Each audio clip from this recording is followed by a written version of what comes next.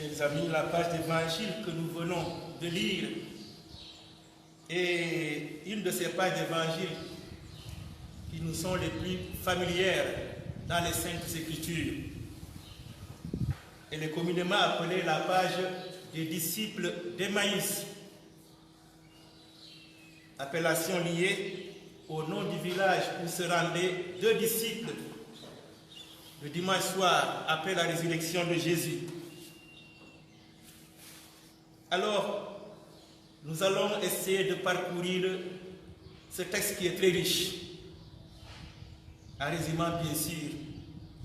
Si vous avez bien prêté attention, il y a le style qu'on appelle l'inclusion. C'est bâti sous ce style. Vous verrez qu'il y a d'abord les disciples, il est question des disciples dans un premier temps, de Jésus et à la fin des disciples, ce qu'on appelle l'inclusion. Le repère, c'est que cela est arrivé le dimanche soir, le jour même de la résurrection de Jésus, parce que Jésus est ressuscité le dimanche matin, selon les Écritures. Deux disciples, nous connaissons le nom de l'un, l'autre, nous ne connaissons pas le nom. Il a été discuté de savoir est-ce que ces disciples, l'un ou l'autre, appartenaient au groupe des apôtres. Bien sûr que c'est non. Parce que lorsqu'ils retournent à Jérusalem, ils disent qu'ils trouvèrent les 11. Judas est déjà parti. Donc les disciples d'Emmaüs ne faisaient pas partie du groupe des apôtres. Tirons cela au clair. Les disciples d'Emmaüs sont découragés. Mais on ne connaît que leur cas. Combien de disciples de Jésus ont traversé cette nuit de la foi, ont vécu dans le doute, dans ce qu'on appelle en termes de spiritualité la déréliction. On doute, on est perdu, on ne sait plus quel chemin prendre, quelle direction suivre. Ils sont dans la désillusion, ils sont découragés. Et pour nous en convaincre, voilà ce que dit l'un, Cléophas. Tu es bien le seul de tous ceux qui étaient à Jérusalem à ignorer les événements de ces jours-ci. Ce qui est arrivé à Jésus de Nazareth, qui était un homme, un prophète puissant par ses actes et ses paroles, devant Dieu et devant tout le peuple. On l'a livré à la mort, crucifié. C'est le cri de la désillusion, cri de la déception. Ils sont aveuglés, les disciples d'Emmaüs, et encore une fois beaucoup d'autres, par les événements tragiques traversés par celui en qui ils avaient mis toute leur foi. Il est mort. Ils sont aveuglés par cette tragédie. Ils ne voient pas plus loin. Eux, ils vont à Emmaüs, mais d'autres sont allés ailleurs, dans d'autres directions, parce qu'on a frappé le pasteur, c'est la débandade pour les brebis. Ils sont désabusés. En somme, c'est sombre au bas du tableau. Ils n'ont plus de perspective qui puisse être liée à ce prophète puissant en actes et en paroles devant Dieu et devant les hommes.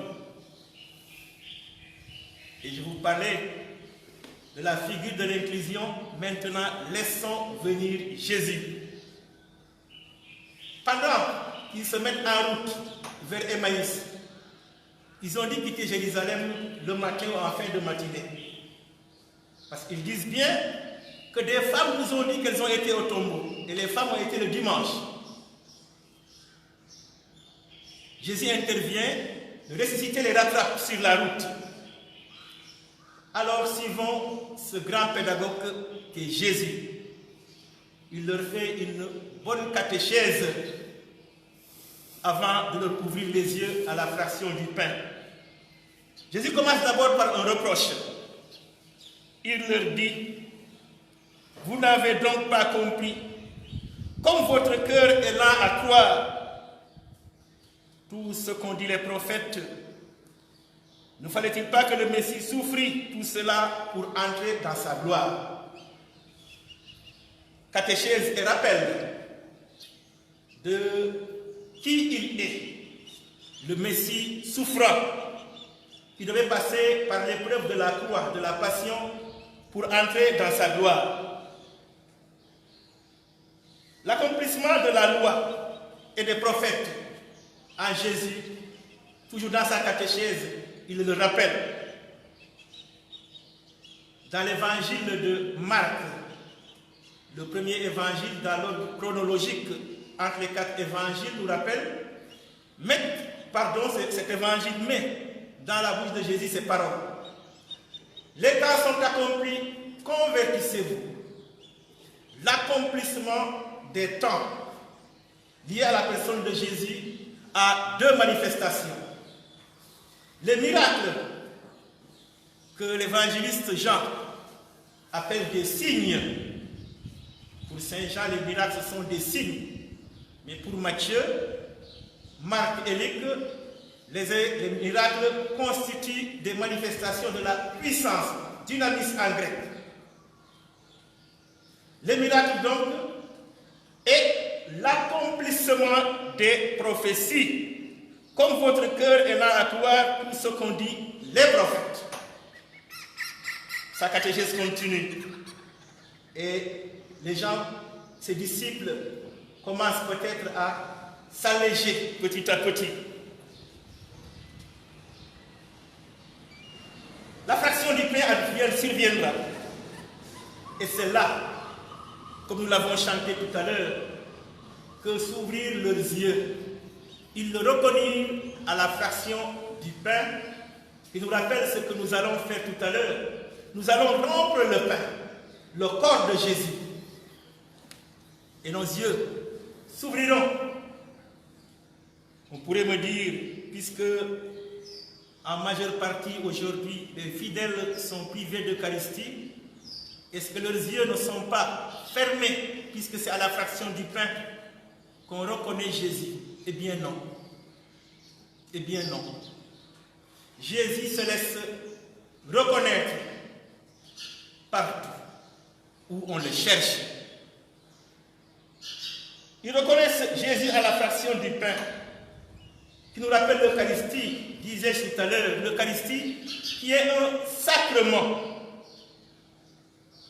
Si les disciples d'Emmaüs ont reconnu Jésus à la fraction du pain, qui évoque l'Eucharistie, qui est un sacrement, sachons, chers amis, reconnaître dans toute personne humaine un sacrement, c'est-à-dire un signe à travers lequel le Seigneur passe pour me révéler une partie de lui-même.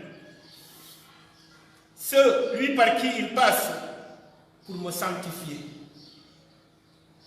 Essayons d'envisager et de creuser cette spiritualité dans la sacramentalité chez l'autre. Chaque être humain que Dieu me donne de rencontrer est un signe, est un sacrement. Et si nous en arrivons là, peut-être que nous n'allons pas nous plaindre face à la situation que nous traversons aujourd'hui, parce que quel que soit le degré du confinement, chaque jour Dieu nous donne de rencontrer des hommes et des femmes qui demandent à être aimés. S'ils viennent ensuite, les disciples, qu'est-ce qui se passe? Ils repartent à Jérusalem. Mais comment? Tout joyeux, ils retournent à Jérusalem. Lorsqu'on reconnaît le Seigneur, cela indique forcément un retour vers le Seigneur. Ils étaient en train d'errer, ils ont rencontré le Seigneur, ils reviennent à l'essentiel, à Jérusalem. Et ils disent, notre cœur n'était-il pas brûlant lorsqu'il nous parlait et nous expliquait les Écritures? Ils retournent à Jérusalem, mais pourquoi faire? Ils retournent en missionnaires. Ils vont annoncer ce qu'ils ont vécu, ce qu'ils ont vu.